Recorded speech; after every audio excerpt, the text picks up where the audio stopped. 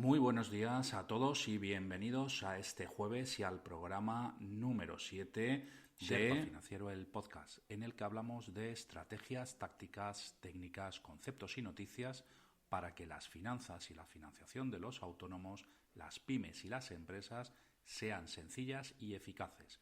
Y todo ello aderezado con una pizca de storytelling con datos financieros. El podcast que emitimos en directo de lunes a viernes a las 10 de la mañana. Episodio 7 de 26 de noviembre de 2020 dedicado a tus preguntas. Pero antes de empezar, déjame recordarte dos cosas. La primera, ayer te lanzaba un reto y el reto era enviarme una reseña de mi libro Salvavidas para pymes y autónomos, 75 soluciones de financiación, en un vídeo. Tampoco quiero que sea un vídeo súper grande, con un vídeo de 2, 3, si te atreves ya con 5 minutos, fantástico, pero creo que no haría falta tanto, mostrando el libro y siguiendo la estructura que repasaremos ahora enseguida.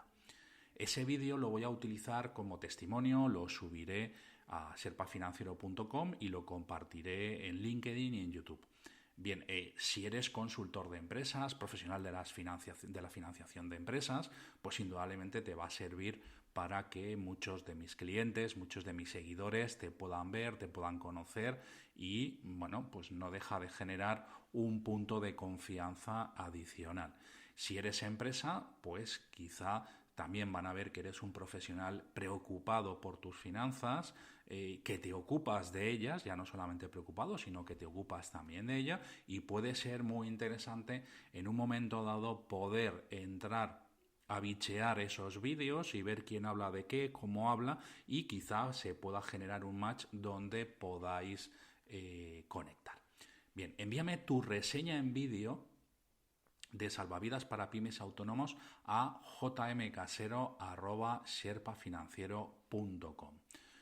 Para que el vídeo sea efectivo y lo podamos aprovechar los dos, tienes que seguir esta estructura que te repaso rápidamente y la vimos ayer también. Habla de quién eres, qué haces y las dimensiones de tu negocio. Así otros profesionales se identificarán contigo y te conocerán. Explica por qué compraste el libro, las 2 o 3 razones que te llevaron a ello. Explica qué has conseguido o qué estás consiguiendo al leer el libro. ¿Qué es lo que más te ha gustado o sorprendido?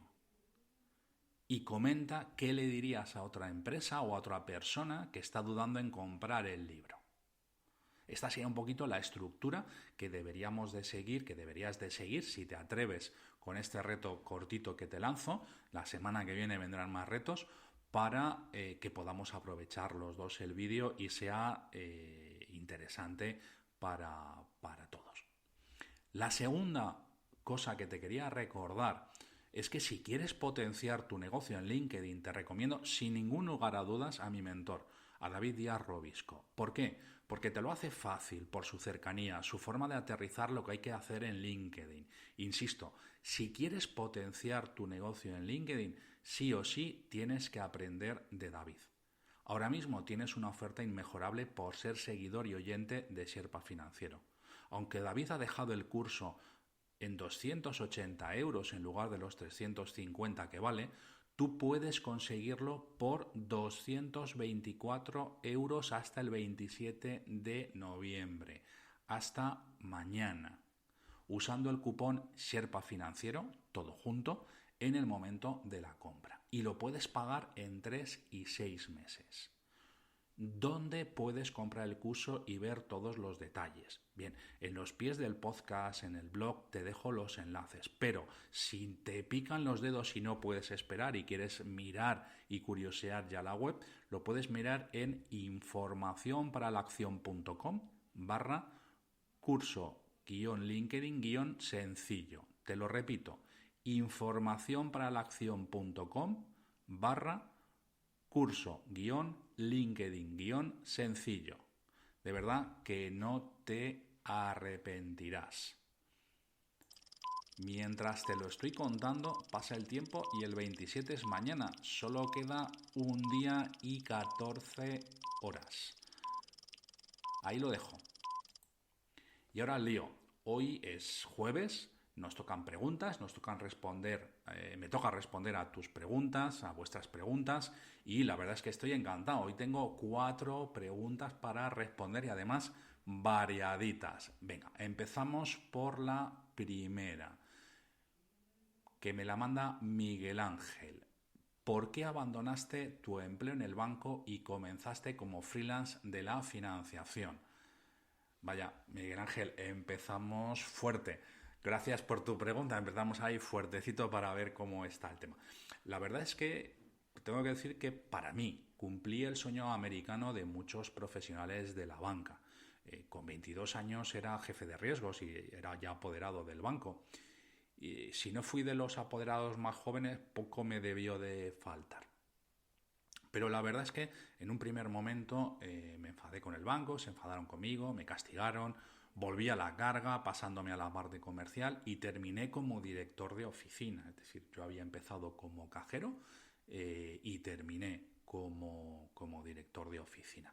Un poco un sueño americano de muchos profesionales de la banca. Pero cuando llegué ahí, la verdad es que no terminó de aclararme el tema. Además, en la última oficina fue un poco complejo porque tras la fusión con el Banco Central Hispanoamericano, pues me mandaron a una de estas oficinas y fue un poco complicado. ¿Por qué? Porque tuve que meter en cerca de 6 meses 100 millones de euros en juzgado y de esos 100 millones creo recordar que en torno a 75 millones de euros tuvieron que ser por lo penal, con lo cual pues bueno, era una oficina un poquito desmadrada en ese aspecto y lo pasé bastante mal, amenazas de los clientes, bueno, pues muy, muy complejo. Fruto de todo eso me terminó dando un pequeño jagmacuco con apenas 35 años y la verdad es que decidí que no quería seguir así, que yo ya había pasado bastante, no veía un futuro que me atrajera, no veía retos futuros, no creía que pudiera o no estaba dispuesto el banco en este caso a darme más oportunidades de salir. La verdad es que estábamos creciendo, estaba haciendo un máster que me estaban pagando ellos y no fuimos capaces de encontrar un punto de unión.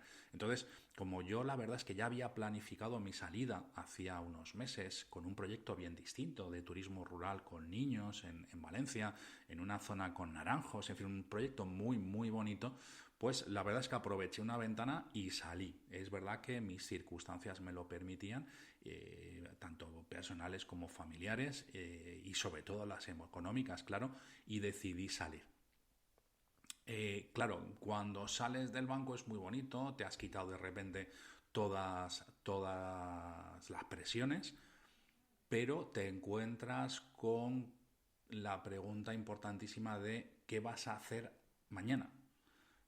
¿Qué vas a hacer con el dinero que te han dado? Yo me senté con ellos, hablamos, partimos las peras, llevaba 15 años, con lo cual, pues bueno, fue un importe importante el que me pude llevar en aquel momento y tenía que decidir qué hacía. Si arrancaba un nuevo proyecto en el que no tenía experiencia, tenía mucha ilusión, muchas ganas, lo había estado preparando durante el máster porque era mi trabajo final de máster, pero no tenía experiencia. Entonces lo que decidí finalmente fue continuar con lo que sabía hacer, convertirme en ese intérprete entre las empresas y los bancos, conseguir que se entendieran a nivel financiación, que es lo que había estado haciendo en Banco Santander, y bueno, pues continuar con ese proyecto. Y la verdad es que después de 16 años que llevo ya, dentro de nada, pues sí, 16 años y medio ya, pues la verdad es que estoy encantado. Ha sido un trayecto muy, muy interesante, lleno de retos, lleno de oportunidades,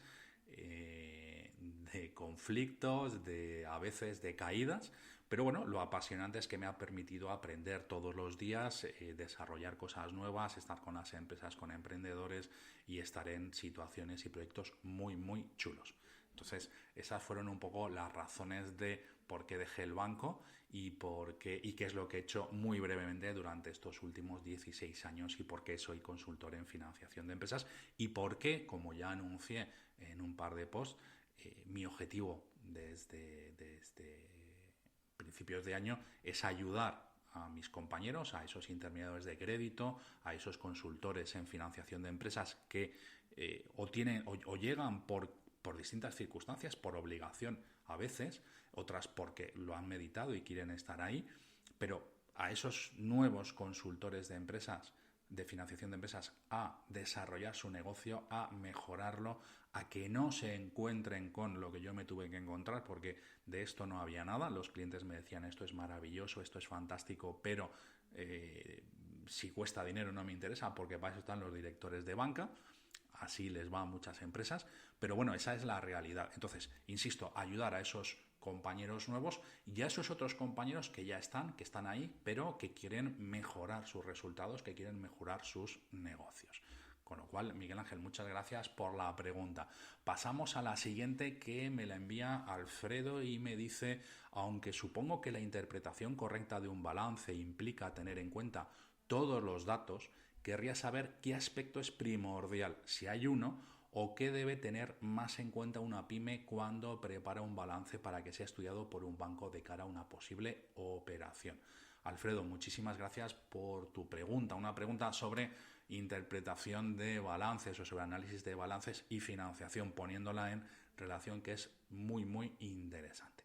A ver, yo creo que lo ideal cuando nos acercamos a un banco o cualquier financiador, poniéndonos en la piel de un banco. Si hacemos ese ejercicio, vamos a pensar ahora mismo que somos un banco y que una empresa viene a pedirnos financiación. Lo primero que querríamos tener claro es que va a poder responder o nos va a poder responder positivamente a 5 preguntas. Si la empresa es viable, si es sostenible, si es rentable, que le permitirá continuar en el tiempo, si tiene capacidad de pago, que a la hora de pedir financiación es lo más interesante, y sobre todo si dentro de su estructura financiera, dentro de su balance, le cabe más endeudamiento, si le vamos a poder dar más financiación. Esto es importantísimo. Entonces, si es capaz de responder positivamente a esas 5 preguntas y sobre todo, claro, de justificarlo con los números, pues efectivamente va a ser muy interesante, va a ser más fácil poderle conseguir financiación, poderle facilitar esa financiación que está pidiendo. Insisto, 5 preguntas: viabilidad, sostenibilidad, rentabilidad, capacidad de pago y capacidad de endeudamiento. 5 preguntas que son los 5 pilares que yo creo más interesantes en una empresa, ¿no? Si tuviera que elegir una sola, que es un poco complejo, porque como ves están todas relacionadas y yo soy muy pesado con este tema, no hay departamentos estancos, no hay parámetros estancos, todos se relacionan unos con otros. Si tuviera que elegir una, te decía, sería la liquidez y la capacidad de pago. Momentáneamente puedo renunciar a la rentabilidad, puedo renunciar a los beneficios, a esa parte de viabilidad puntual, coyuntural, pero no voy a poder renunciar nunca a la liquidez y a la capacidad de pago, porque si me falla este parámetro, que al final es el mismo, si me falla este parámetro, voy a tener que entrar en concurso de acreedores y en ese momento automáticamente salta todo por los aires. La financiación de mis proveedores, la financiación de los bancos, la financiación crowdlending, en fin, va a ser un poco un caos y esa empresa tiene ya muy mala pinta. Entonces, si me tuviera que quedar con uno, la liquidez y capacidad de pago. A partir de ahí, insisto, deberíamos de trabajarlos todos. ¿Y qué deberíamos de tener en cuenta en el balance cuando vamos a pedir financiación, cuando hemos planificado? Fíjate, es una pregunta que te agradezco muchísimo porque es algo que no se suele hacer demasiado. No se planifica esa financiación, teniendo en cuenta que las cuentas anuales solamente puedo trabajarlas una vez al año. Es decir, en el momento en que las cerramos, durante un año van a estar informando de una realidad. Si nos hemos equivocado, si esa realidad no es la correcta, pues vamos a tener que pasar un año bastante complejo a nivel de relaciones financieras. Y nos va a tocar dar muchísimas explicaciones, cosa que nunca es recomendable. Entonces, ese balance, si lo he preparado, tiene que tener, por supuesto, capacidad de pago. Es decir, tiene que tener alineado todo lo que es liquidez, capacidad de pago, sobre todo de los préstamos a corto plazo. Tiene que ser un balance equilibrado en cuanto a deuda. Tenemos que tener un endeudamiento relacionado con nuestros fondos propios. En estos momentos, como decía en uno de los episodios, ahora mismo no recuerdo en cuál, tendría que estar en torno al 50-60% de endeudamiento, 40-50% de fondos propios, para que no tengamos ningún tipo de problema. Aviso también de que efectivamente los bancos es posible que en los próximos meses vayan endureciendo este ratio en concreto, el ratio de endeudamiento, porque aunque el ratio se calcula siempre de la misma forma, la apreciación que tenemos de él va a depender mucho de las circunstancias, va a depender mucho de la situación económica y de la situación de crédito que se esté viviendo en el mercado. Si esta situación de crédito se tensiona, si llegamos a la restricción de crédito, lo que vamos a ver es que el ratio de endeudamiento va a ser mucho más exigentes. En la anterior crisis, para que te hagas una idea, llegamos a estar, nos llegaban a pedir los bancos un 40-50% de endeudamiento y por lo tanto un 50-60% de fondos propios en una situación compleja. Vamos a verlo. Pero insisto, no olvides por favor todo lo demás. Todo es importante, esas 5 preguntas, esos 5 parámetros, esos 5 pilares que comentaba hace un momento. Viabilidad, sostenibilidad, rentabilidad, capacidad de pago y capacidad de endeudamiento. Alfredo, muchas gracias. Espero haber respondido de forma apropiada a tu pregunta. Tercera pregunta que nos manda Tony y que dice: tengo varias operaciones de préstamos ICO-COVID concedidas en junio de este año. A principios de octubre firmé una tercera. ¿Merece la pena solicitar la ampliación de los préstamos ICO-COVID que ya tengo? Por lo visto han ampliado el plazo. No tengo claro si lo necesitaré o no, pero tampoco quiero quedarme corto. ¿Pedirías nuevas operaciones de ICO-COVID?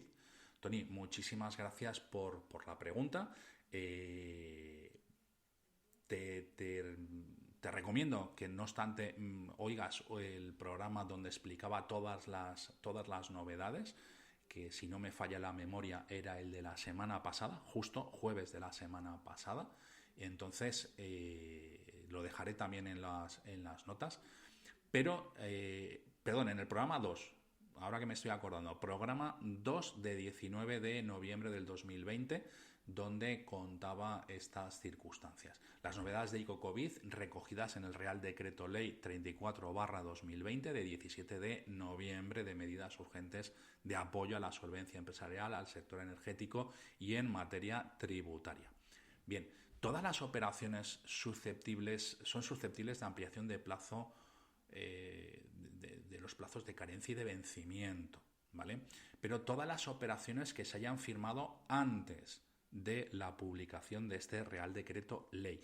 Es decir, por ejemplo, la última operación que me mencionas, que firmaste a principios de octubre, se podría también perfectamente ampliar el plazo de carencia y el plazo de vencimiento. Yo, por ejemplo, hoy voy a firmar una póliza de crédito. Esa póliza de crédito que firmemos hoy no va a tener más plazo. Las condiciones siguen siendo las mismas que salieron en su momento: 5 años para los préstamos con 1 de carencia y 3 años para las pólizas de crédito. Pero si efectivamente, como me decías, tus operaciones son de junio y de octubre, perfectamente vas a poder ampliar sin ningún tipo de problema. Recuerda que puedes ampliar el plazo de carencia. Ese capital que ya que tocaría devengar, puedes elegir o dejarlo para la última cuota del préstamo, o puedes distribuirlo entre todas las cuotas que quedan pendientes. Y además, claro, no solamente la carencia, sino también puedes ampliar el plazo de vencimiento.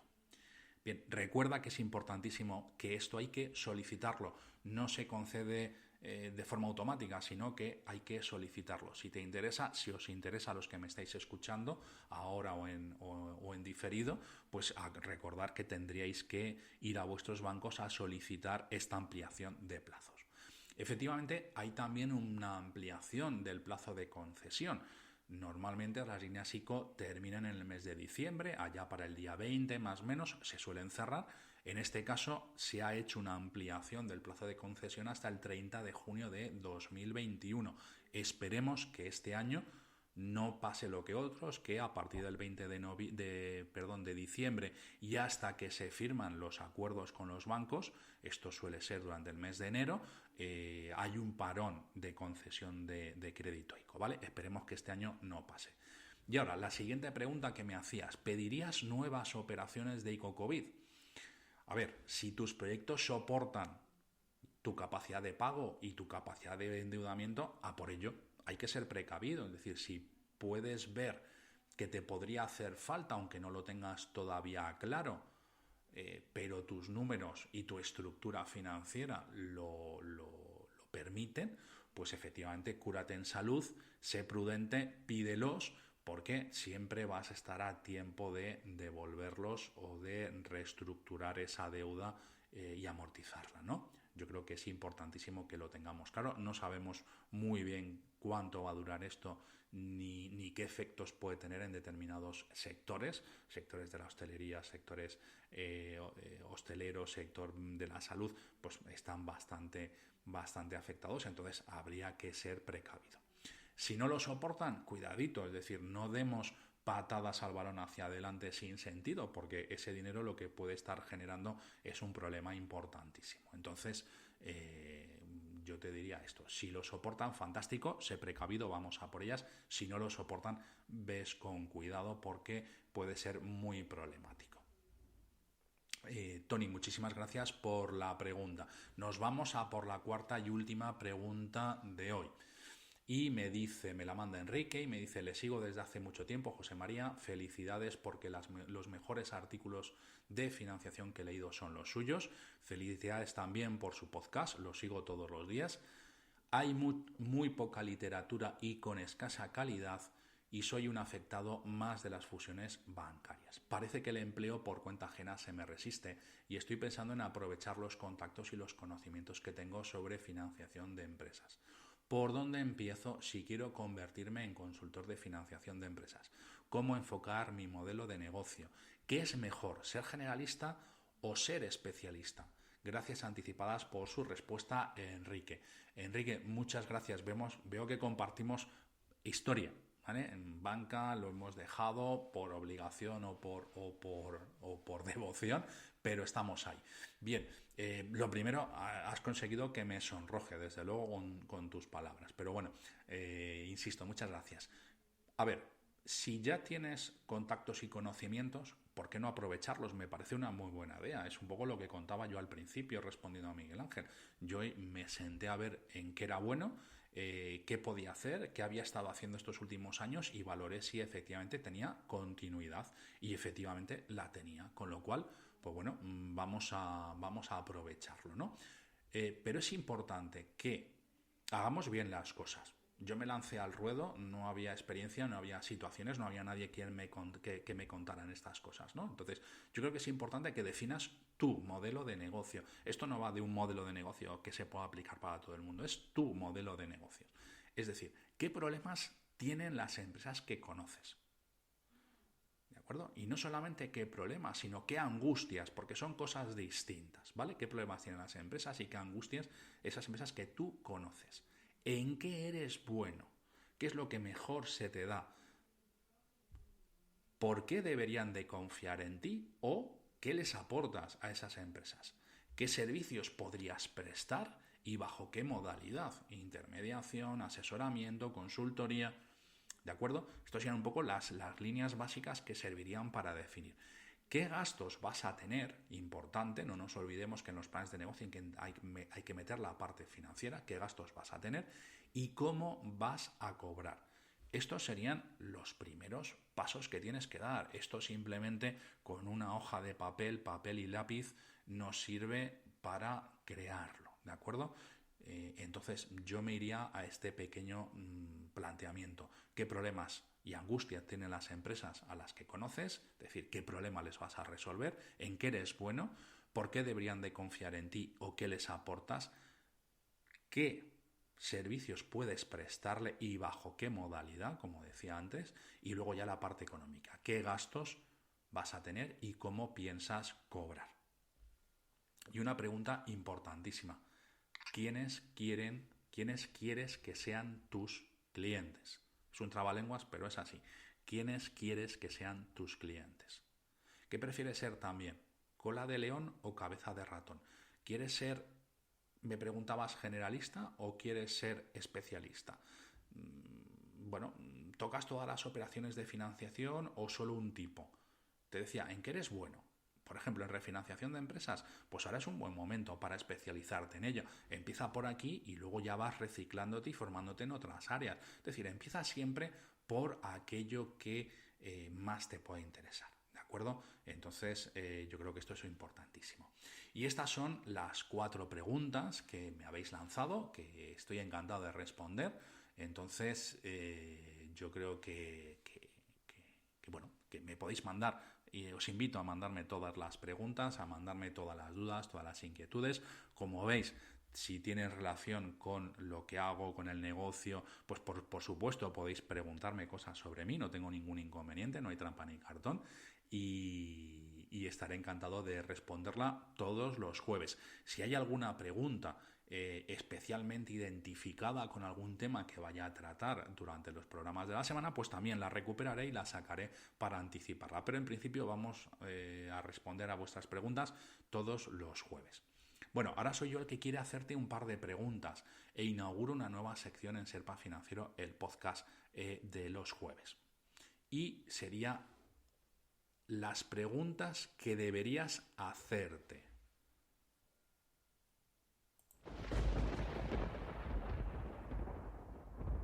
Sí, las preguntas que deberías hacerte. Puede que sean preguntas un poquito incómodas, ¿vale? Pero te voy a lanzar todas las semanas al menos 2 preguntas para que puedas reflexionar y le des un poquito de vueltas. En este caso, si eres intermediario de crédito o consultor en financiación de empresas, recupero la que le hacía a Enrique, porque es muy importante. ¿Quién quieres que sea tu cliente? Pregunta de la semana para ti, si eres intermediario de crédito. ¿Quién quieres que sea tu cliente? Si por el contrario eres emprendedor, propietario, director financiero o lideras las finanzas de una o varias empresas, mi pregunta de esta semana es: ¿cuánto crédito necesitas realmente? ¿Sabes calcularlo con tu balance? Pregunta importante, interesante para los que gestionáis las finanzas de las empresas. ¿Cuánto crédito necesitas realmente y si sabes calcularlo con tu balance? Ahí lo dejo. Si me queréis aportar o me queréis comentar, podéis hacerlo tanto en el blog como en LinkedIn, especialmente en LinkedIn. Bien, ya está aquí vuestras preguntas y las preguntas que deberías hacerte, la nueva sección de los jueves.